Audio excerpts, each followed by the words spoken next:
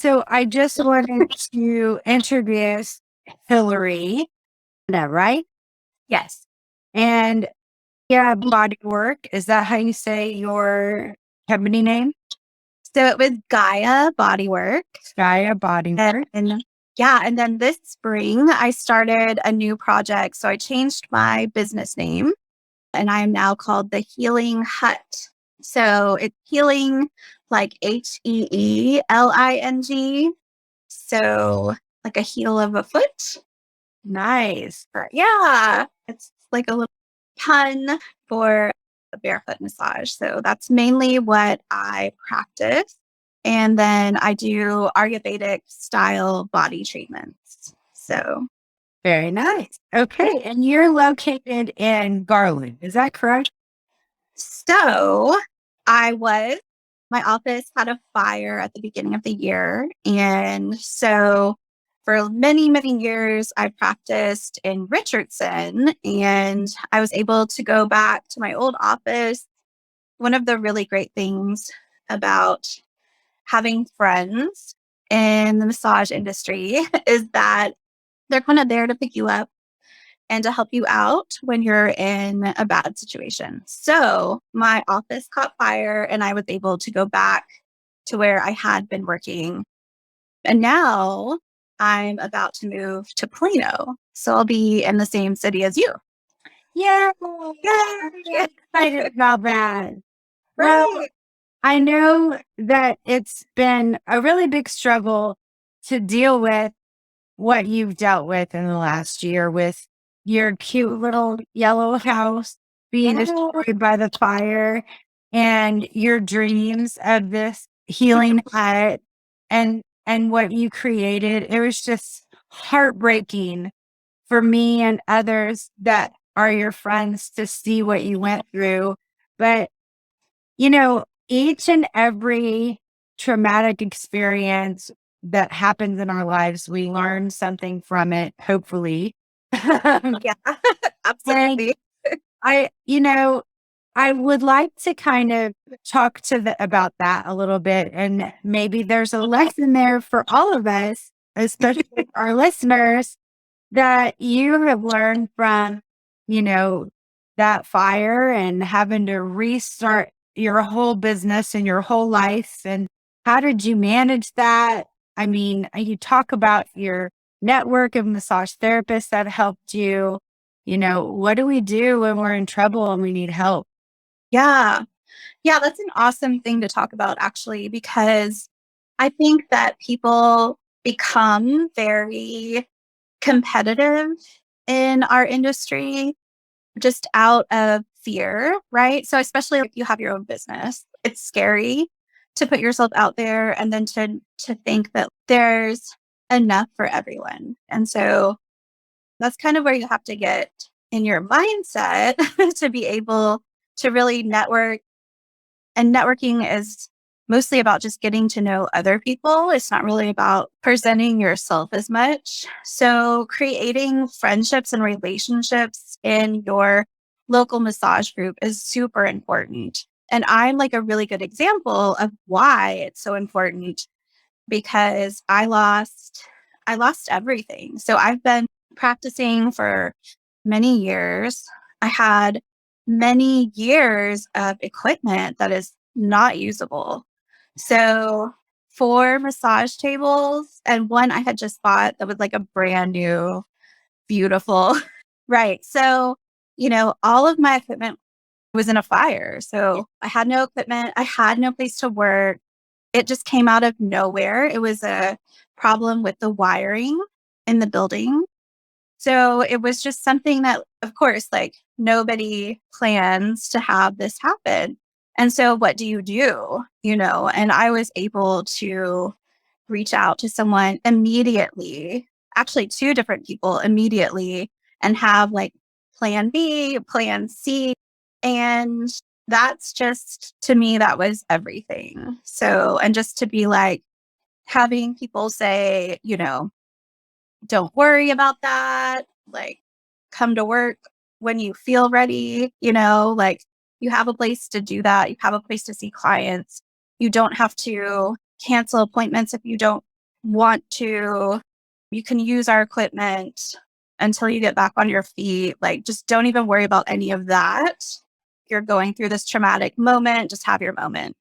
And that was just wonderful to be able to, like, jump in, make a plan, and then step back and be like, whoa, let me have this time to grieve and also to just take it in, because it's like, it was a huge change. So I think really important to just be involved in your local massage industry, just in any way that you can that's positive. So I'm really glad to hear that your friends and our industry stepped up for you in your time of yeah, need. yeah, Because I think that we are, we're a small group of people. We really are. Every industry seems small, really, when you get into it and you start meeting everybody. But massage is no different than that. Start to network with people and the same names start coming up and you start realizing that, oh, you were in my class 2 years ago, right? yeah, And you're absolutely right about the whole competition thing. There really is enough business for everybody out there. And to talk a little bit about marketing for just 1 second, the people that come to see me might not necessarily be the same kind of client that comes to see you and vice right. versa. And some of the people that come to see me may be better suited to go see you. And that's okay too. And I think as we grow in our profession, and you and I have been in this a long time, I think as you grow in the profession that we're in and become more confident with your skills, that becomes more and more evident that I have my niche, I have my lane, you have your lane. It might be different lanes, and that's Right. okay. We're not competing against each other. I just referred one of my clients over to you yesterday. Yeah. So, I'm just very thankful that the massage community has given you a big hug, because I think I personally wanted to give you a big hug, even if it was the middle of COVID, and Yes. say, I'm sorry that you lost your baby, because our businesses are our baby. Yeah. They take so much time and effort and thought. A lot of what we do is sensory. So, thinking about how things look and how things feel and how things smell and how things sound, like all of these things, we have to really pay a lot of attention to. And so it does become like such a sensory thing for us, and where, just like you said, it's our baby. It's our thing that we think about most. And I wouldn't have it any other way, right? Like, I love it and I love everything about it. I know you're the same way. And I've been to your space and it's just so beautiful. And it really has, every touch is you. You know what I mean? Like, I just love it there. Thank you. Thank you. Yeah. So, where are you practicing out of now? Yeah. So I'm in Richardson, which is a suburb of Dallas, and I am practicing, it's like a little office suite, which I know a lot of massage therapists work in that area when you have your own business. We have about 6 massage therapists in our suite, and we all kind of do different things, and lots of old timers there. You know what I mean? Like, people who have been in the business forever. So they're very open and very, very sweet. And I've I had my first 2 classrooms there. I'm an educator, so I teach a different massage and Reiki, and sometimes I do couples massage classes and things like that. So I had my classroom there. I could just jump in and start teaching my classes. So that's where I am now. And then I'm going to be moving just north of that into Plano. And I'm doing a big build out soon. So I'll have my classroom with the Ashiatsu bars, which is always an adventure when you're building the Ashiatsu bars. So I'm getting geared up. Can you tell us a little bit about Ashi, what it is, and just basics? Yeah, absolutely. So a lot of people know it by Ashiatsu. We've kind of started to talk about it saying barefoot massage, just because Ashiatsu is its own thing and definitely westernized the technique, right? So barefoot massage is where the massage therapist gives a deep tissue massage to their client with their feet instead of their hands. So it can be very detailed, which a lot of people don't realize how detailed we can get with our feet. Our feet are super sensitive. They can palpate, they can kind of floss through different areas at this very deep pressure. So it's a great way to give a deep tissue with a lot of ease. You know what I mean? So you're not having to like grind in with your elbows and sweat and just feel frustrated. With this style, you can use your body weight and the help of gravity. And then we also have the overhead bars that we hold on to for balance. And in the classes that I teach and the style of Ashiatsu or barefoot massage that I practice, it's called Fashi Ashi. And so we're really slow and really detailed, very intentional work.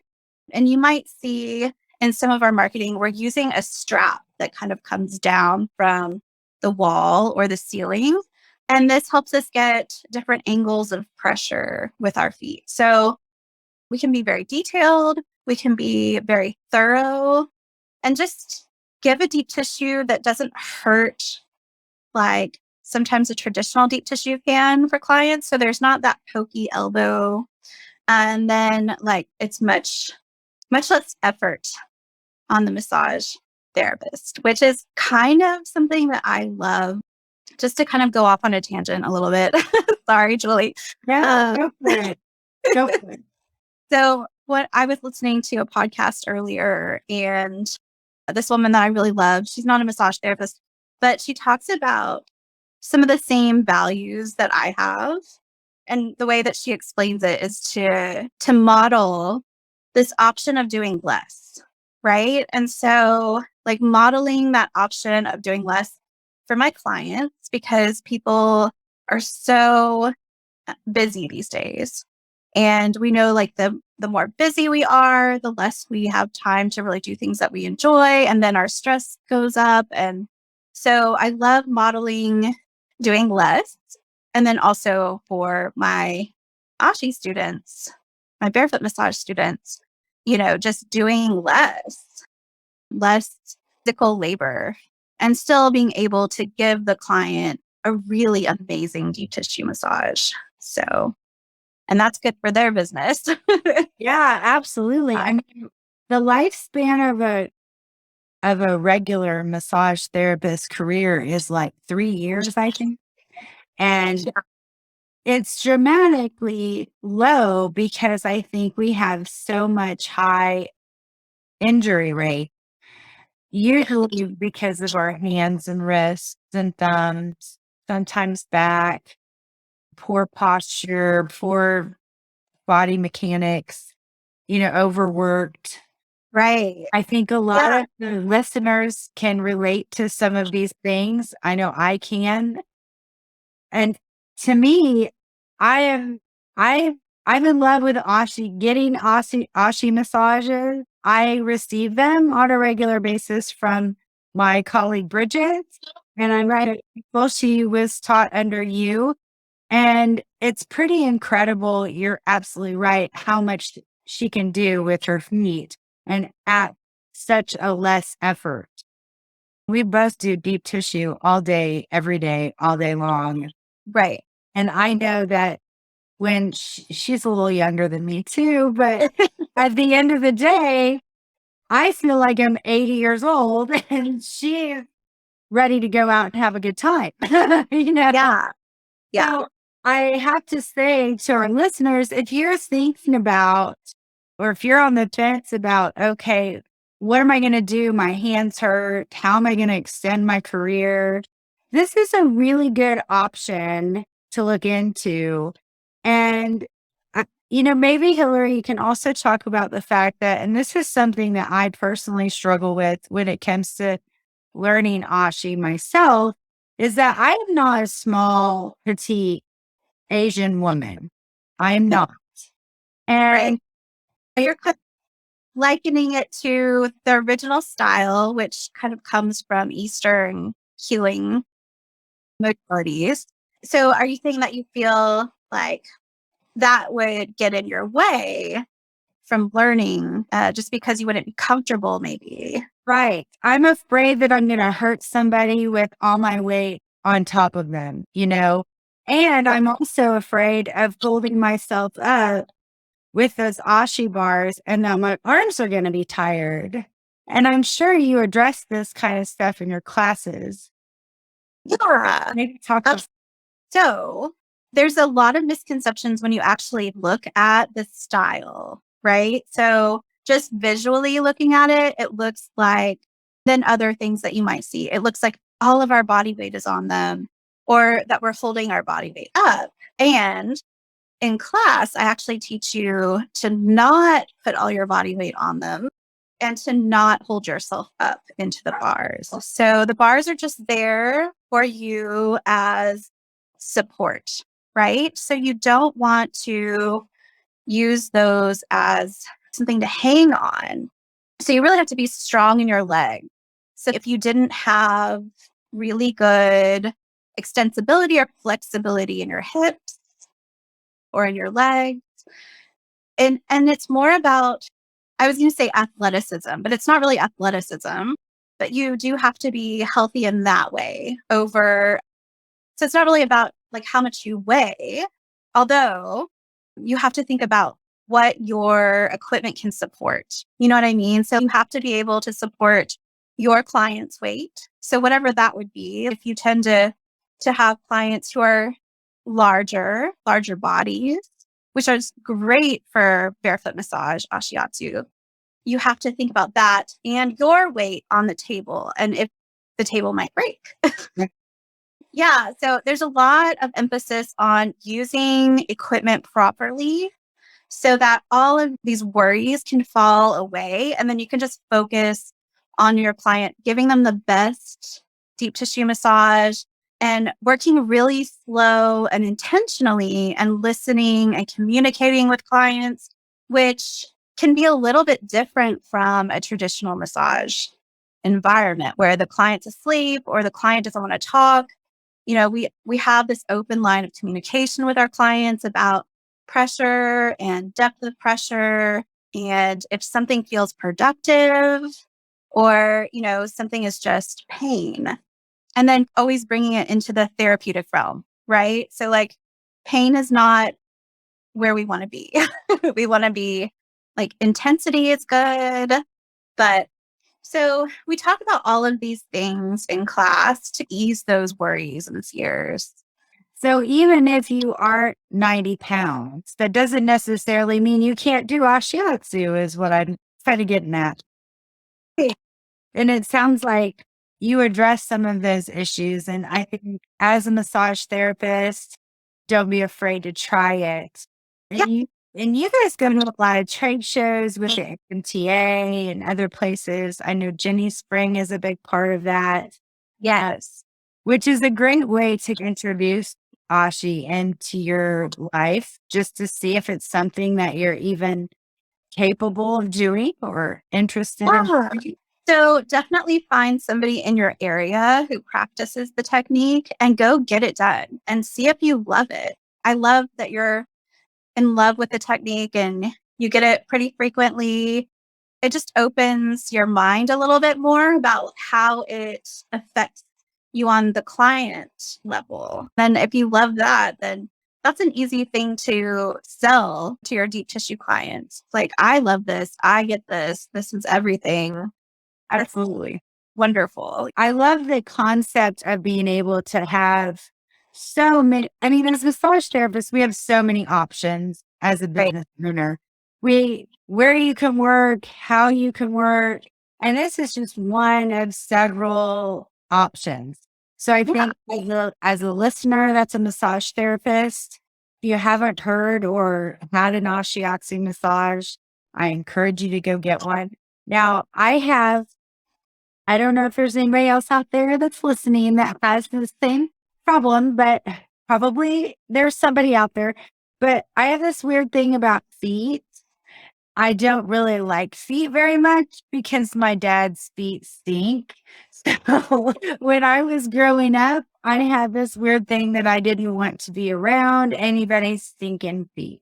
And so when I first started learning about Ashi and somebody actually using their feet to massage me, I was a little freaked out by it. Tell you, Jenny Spring did a great job of conveying to me that there's a whole, of course, just like everything else we do in massage, there's a whole protocol around cleaning your feet and keeping your feet healthy and happy and clean. So the person on the table is not, you shouldn't feel grossed out by that because you guys definitely take good care of your feet and make sure that there's no like, toe jam going on. Yeah. Absolutely. Ham would not be cool at all. No, not at all. And I mean, I know there's feet washing stations and you have a bunch of different things that you guys use to make sure that your feet are clean and safe to use on the body. So if you're hesitant to get an Ashi massage because you're anti feet, I encourage you to get past your fear of stinky feet or Well, yeah. I mean, you have to think about it like these are our tools, right? And so if you're strictly a barefoot massage therapist, meaning that you use your feet to massage, you're doing a lot of care.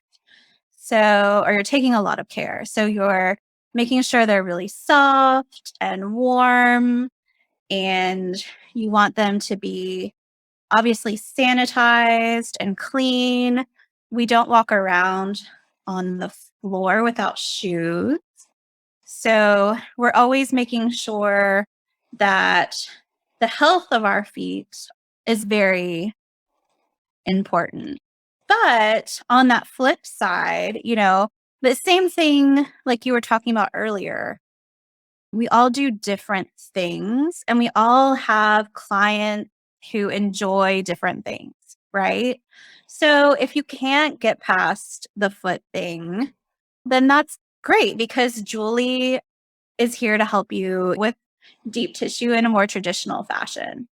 If you don't like deep pressure and deep tissue and you're not ready to go that extra depth that barefoot massage gives you, then great. There's someone else close by that can refer you to. yeah.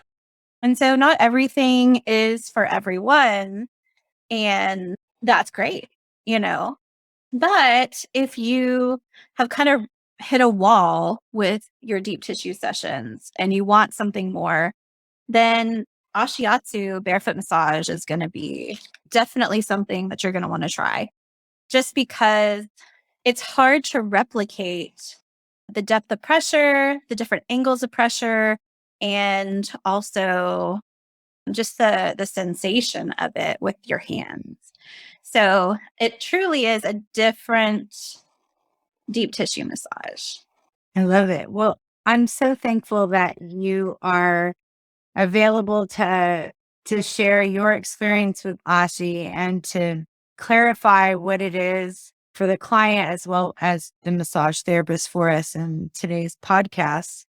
And I No, always like to talk to students about the aspect of marketing your business. When you do have these massage therapy is already difficult to market, but then you have a specific technique that isn't like a niche market that only certain people are going to enjoy. And so being able to figure out who those people are so that you can actually market to people who are like, heck yeah, sign me up, and have a positive energy about it. So that's definitely something that we talk about in our workshops as well. Just like all of the technique and then all of the equipment, and then how do you market and talk to people about it. These are things that are super important to be able to go out and have your own practice and make those connections with other people, whether they're massage therapists or a client. A lot of my clients are massage therapists. You probably have the same situation in your practice as well. Yeah, definitely. Definitely. In my first podcast episode, I interviewed Peggy Lamb and I asked her the question, what is one of the most important things that you've learned as a massage therapist that you can share with us today? And what she mentioned, which is what you mentioned earlier, which is find a mentor or find your people, find your circle of people that can really help nurture your business and help you through the tough times. And if you're a massage therapist listening to this podcast and you survived the pandemic, congratulations, because there's a lot of us that didn't.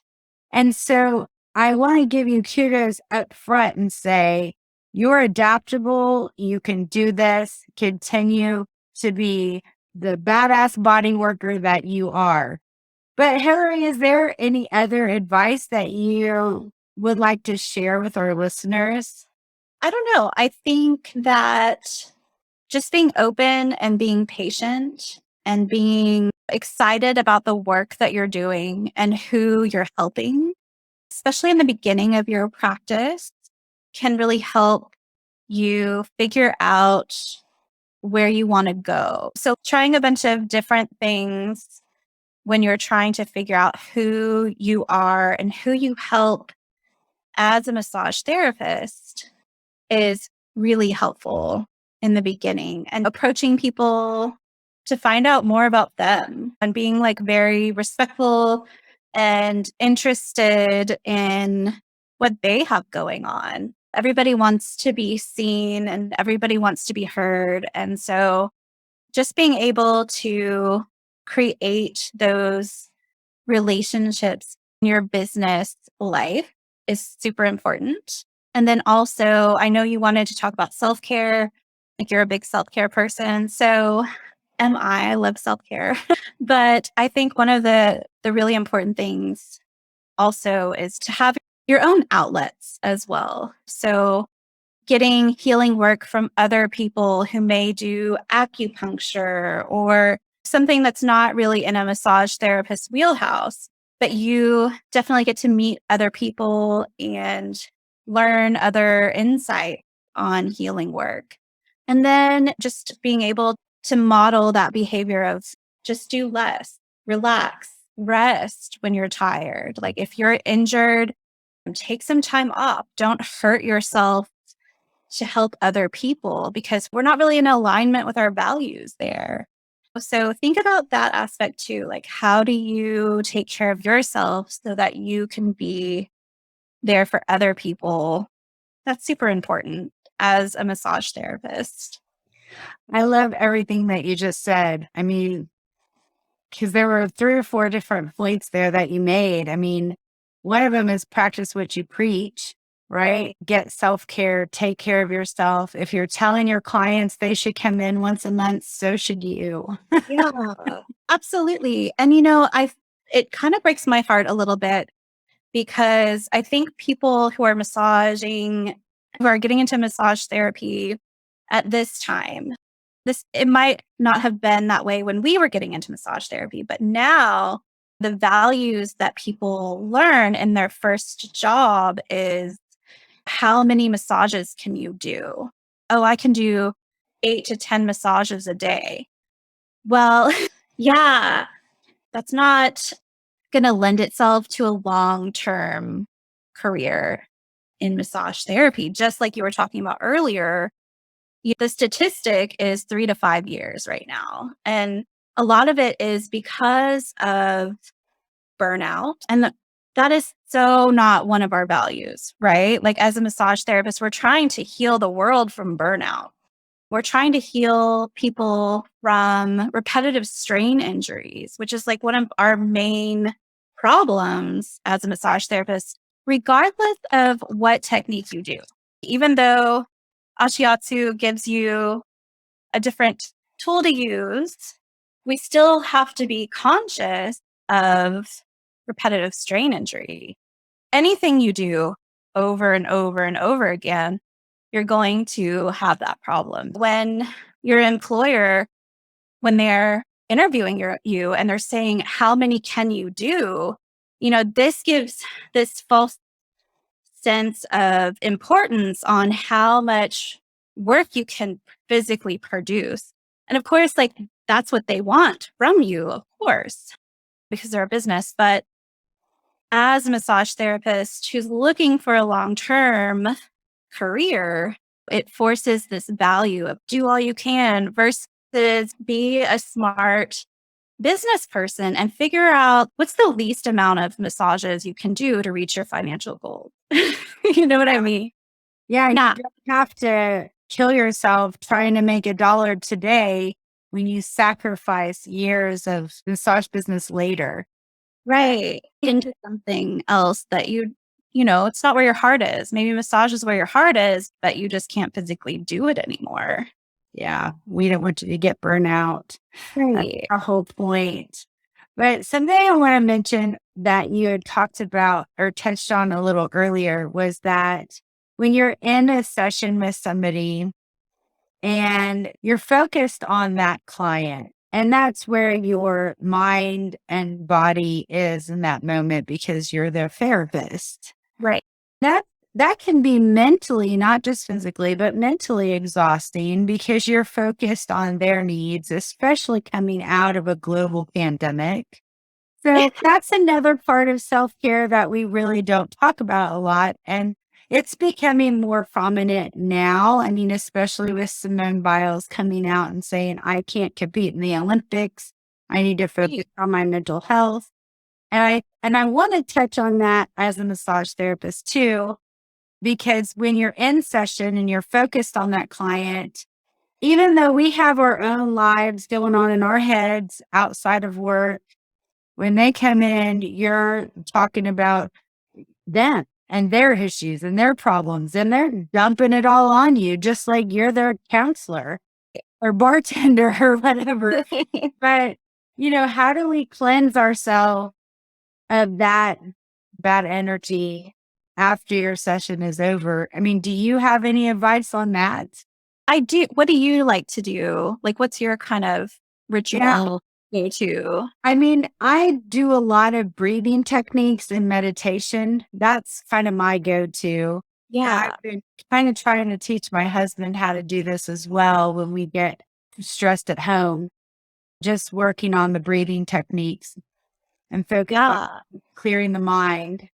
Yeah, absolutely. What we do is so physical. And so having a physical ritual or routine that you do to kind of get you in the mindset and then also like out of the mindset, because we don't want to take other people's stresses home with us, which that happens regardless when you have your own business and you're working with people who have issues. I mean, this pandemic, it's just one of my clients says, like, the free floating anxiety is palpable. It's like everywhere and everybody, even if they're not aware of it, it's just, Yeah, it's thick in the air. You can cut it with a knife.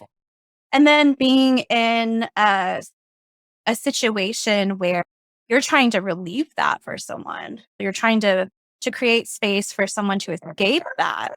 Like we definitely need our own escape. So Yeah. yeah, so even just something simple like washing my hands and like everything is about intention, right? So as I'm washing my hands, I'm intentionally saying I'm washing this away or my feet or whatever.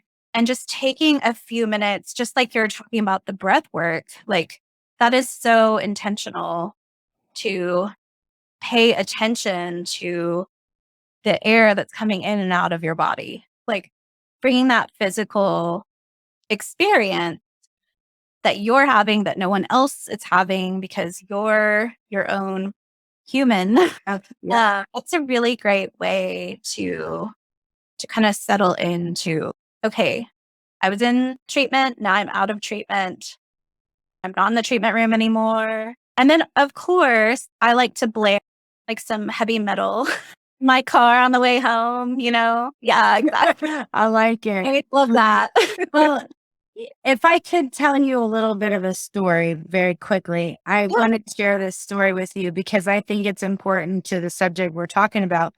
When I was a newbie, a very new massage therapist, one of my first clients within the first few months came in, and she's from another city. Her and her girlfriend came to visit Dallas because she had just lost her husband. Oh, wow.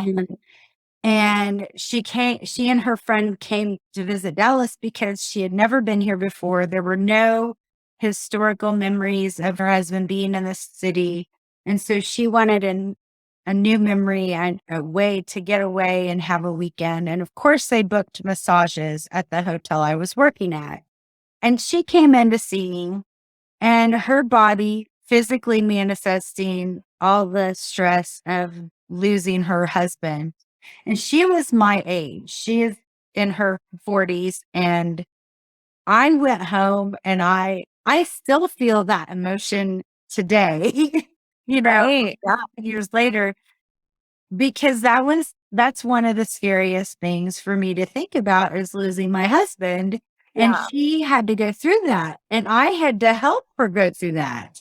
And I didn't know what to do. And I think that was my very first time where I thought, I need to figure out how to ground myself, how to learn how to take whatever they're going through and not keep it within me. Let it flow out, right? Breathe in good, exhale the bad. And we all have as clients that have gone through these things. They got cancer, they lost their dog, they lost their spouse, or whatever's happening. We've all had to deal with a client on the table that is suffering in some way. And how do we not take that on as empaths? Because that's what we do. I feel your pain. Literally, I feel your pain in every way, physically and mentally. So I think I've used the word grounding now, and I think that's an important way to really let that emotion go through your body, out your feet, and into the ground. Yeah. The way I mentally think about it. And when you were talking about just now about the fear of being present with someone who's going through something that is extremely stressful and then also like heartbreaking, and your biggest fear just being it's so confronting to sit there with someone. You can't make it better, right? Like you can't bring him back, and that was never going to be something that you could do, but you could do your best in the massage, just creating this space, this time for her to grieve, maybe in a different way, which is sounding what she wanted. Like she wanted to get out of town and like have a new experience and maybe grieve in a different way. And then also being totally fine with that. I think I've had a similar experience with a client who her daughter lost twin babies. And so she was so angry. Like she was going to be the grandmother. She was definitely going through grief, and she was at the anger part of grief. And so just being able for me to sit there with someone who was so pissed, and heartbroken, and showing up with this, just like with rage basically, and being able to be like, this is okay. Like this is manageable. This is okay. I don't have to make this better. And there's literally nothing I can do. Yeah. You know, yeah, it's a very, I mean, I like to kind of joke about it, but we do need to have our own therapy. We need to go talk to somebody about these things because you and I are both, I think you said you've been doing massage for almost 20 years. And I'm kind of in that same boat. And it's really wish I had someone I could talk to about all of these experiences and how it affects me on the That's exactly why I wanted to create this podcast and my store, because with the store and the training center and this podcast, I feel like there's so much out there that we don't learn in massage school right. that we're not ready for when it happens. And Right. And to have somebody walk in your door that just went through something like that traumatic, how do you deal with that? And, you know, hopefully the massage therapists that are listening never have to deal with this. But to be Yeah. honest with you, you're going to have somebody that comes in and goes, I was just diagnosed with cancer, or my daughter just died, or whatever the problem is. And you have to be the rock. And we weren't trained to do that. Like nurses, I feel like doctors, nurses, healthcare professionals have some sort of, I don't know, maybe they don't, but I feel like they have some sort Yeah. of training on how to do that. Like how to not break down in that moment, how to not go home and cry your eyes out for that person that night. And I think it's okay to feel that, to cry your eyes out for them. I mean, you're a human being and And you should have empathy for them, and you should feel like, and maybe it's okay to sit there and cry with them. But I think we do offer something that can help with that human touch that massage offers. So I think in just that capacity alone, and then having an ear to listen to them, are two ways we can be there for that person. yeah. And as a therapist, I feel like, when that becomes really difficult, to sit there and just listen to terrible things all day long, that's when we need our self-care the most. That's when we need to like really dig deep and be like, my attitude is suffering, getting this burnout stuff popping up where it's just like, oh, I don't really want to go to work today. I just can't listen to other people's stress, whether it's like hearing it or sensing it, feeling it in their body. That's when we really have to have these other tools. And then I think I was listening to your podcast with Peggy, and she talked about, that massage schools aren't really here to do much more than to just make fantastic massage therapists. And so we really do have to learn this other skill set of, wearing all of these different hats and holding all of these different boundaries and being, like you said, the rock for people. So I think this podcast, and I'm really excited for this podcast, and then also your supply store and training center. Like, I feel like we need that, like we need a physical place. And then we also need support when we can't be there physically. So I'm excited for this. This is awesome. Thank you so much, Hilary. I mean, I'm so thankful for you and for the other massage therapists in my circle that have provided support and encouragement to me. And, I'm so, so blessed and humbled by the amount of support that I found in our community. And I really hope that that comes through with not just the podcast, but with the store once it gets open. Awesome. I'm so excited. I just can't wait. But I need to wrap this up because I have to go give a massage to Bridget. So I want to just again say thank you. And yeah, if you are interested in Ashiatsu or barefoot massage, the fasciashi, Yeah. please take a look at Hillary's website. We'll put it in the links in the, and wherever. Just saying. Yeah. However that magically happens. Thank God for Ashley, my podcast manager, for taking care of those details. So, Hilary, I'm going to let you go, but thank you again so much. Thanks for having me.